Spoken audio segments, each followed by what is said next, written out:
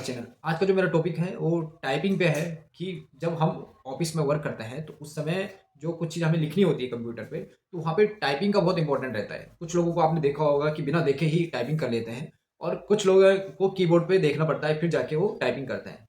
जैसे-जैसे एक्सपीरियंस बढ़ता रहता है वर्क में, तो वहाँ पे कहीं न कहीं आपको जल्दी डॉक्यूमेंट देने पड़ते हैं, तो वहाँ पे आपको टाइपिंग की ज़रूरत पड़ती है।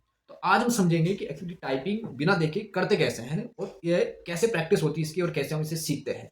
मैंने कैसे प्रैक्टिस की, मैंने कैसे टाइपिंग करता हूँ मैं, वो मैं सब चीज़ें इस वीडियो के माध्यम से आपको बताऊँगा और इस वीडियो को लास्ट तक बने रहिए, जिससे कि आपको टाइपिंग करने में बहुत आसानी मिल जाएगी। यहाँ से मैं जो टिप्स दूँगा और उससे आप अपने जो ऑफ़िस है, वहाँ पे आप अपना कंप्यूटर जो जहाँ पे जिस वर्क करते हो, उसमें अगर आप उस टिप को फ़ॉलो करोगे, तो आप जो टाइपिंग में मास्टर बन सकते हैं।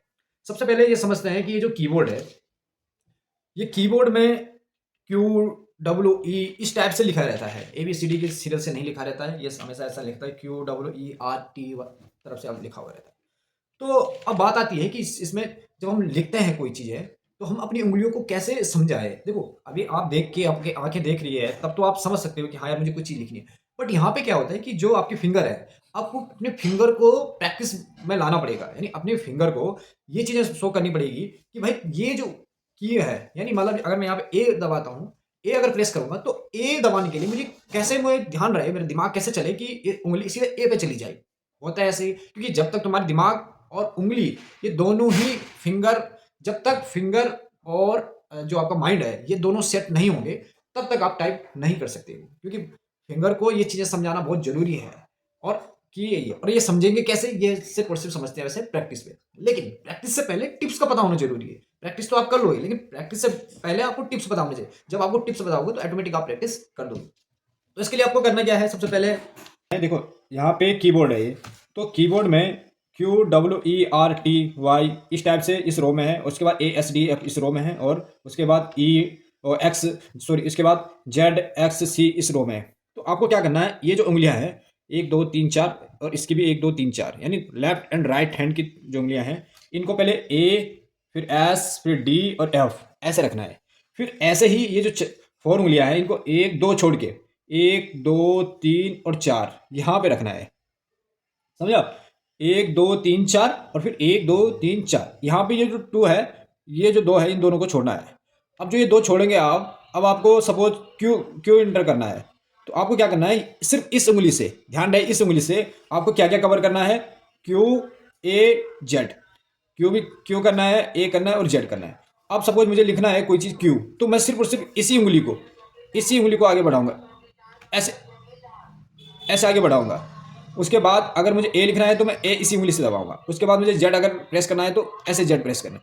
तो ऐसे करके जो तीन तीन उंगली, तीन तीन जो यहाँ पे कैप्शन है, इन तीनों को ही आपको एक उंगली से कवर करना है। ऐसे ही फिर इस उंगली से इन तीनों को कवर करना है, फिर इस उंगली से इनको कवर करना है, इस उंगली से इनको कवर करना है।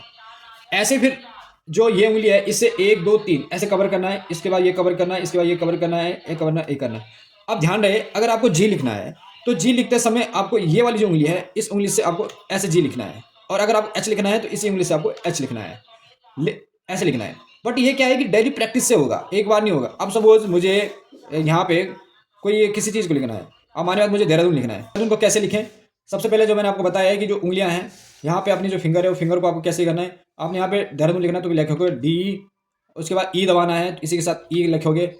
अब एच दबाना है आपको, तो एच के लिए आपको ये प्रेस कर, इस उंगली का यूज करना है, देहरा। अब आर लिखना है, तो जो ये उंगली है, इसी से आप ऊपर देहरा, डी ई एच, फिर क्या आर और ए दबाना है, तो आपको ये वाली जो उंगली है, इसका यूज करना है। अब आपको डी दबाना है, फिर डी के लिए कौन सी उंगली है, जैसे 1 2 3 4 थी, तो चौथे नंबर पे डी आ रहे हैं।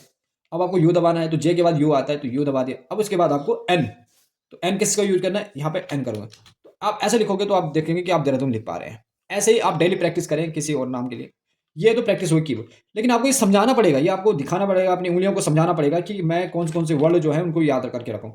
तो पहले शुरू में क्या करो, 1 2 3 इस उंगली से, तो इस उंगली से यहाँ पे यूज करो इनके। फिर आपको ये वाली जो उंगलियां हैं, ये इस उंगली से आप इस चीज को कवर करो।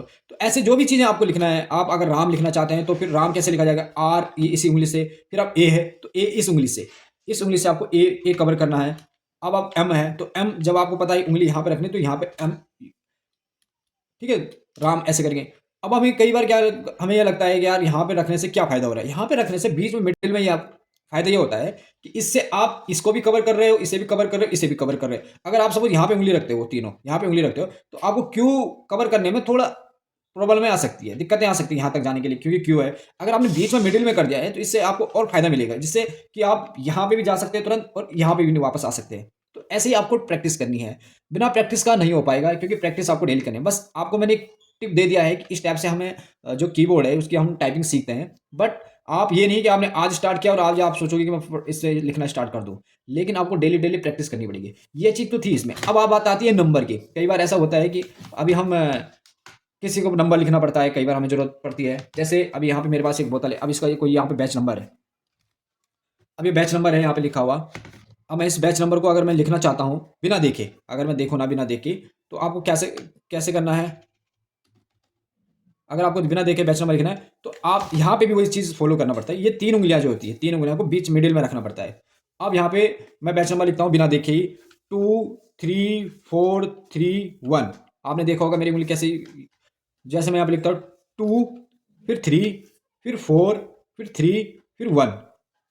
तो ऐसे करिए मतलब ये जो तीनों उँगलियाँ हैं ये 7 जैसे ये सिंगल है तो ये 4 7 4 1 ये तीनों को कवर करेगी। ऐसे ही ये 5 वाली जो है यहाँ पे 8 5 2 इसको कवर करेगी और 9 6 और 3 इसको ये कवर करेगी। और उसके बाद जैसे यहाँ पे 0 है तो इसको इससे ही कवर करेंगे, प्लस माइनस इससे कवर करेंगे। तो ये आपको डेली प्रैक्टिस में लाना पड़ेगा। जैसे आप इसको प्रैक्टिस में लाएंगे तो आप जल्द से जल्दी आप क्या करें ये टाइपिंग सीख जाओगे।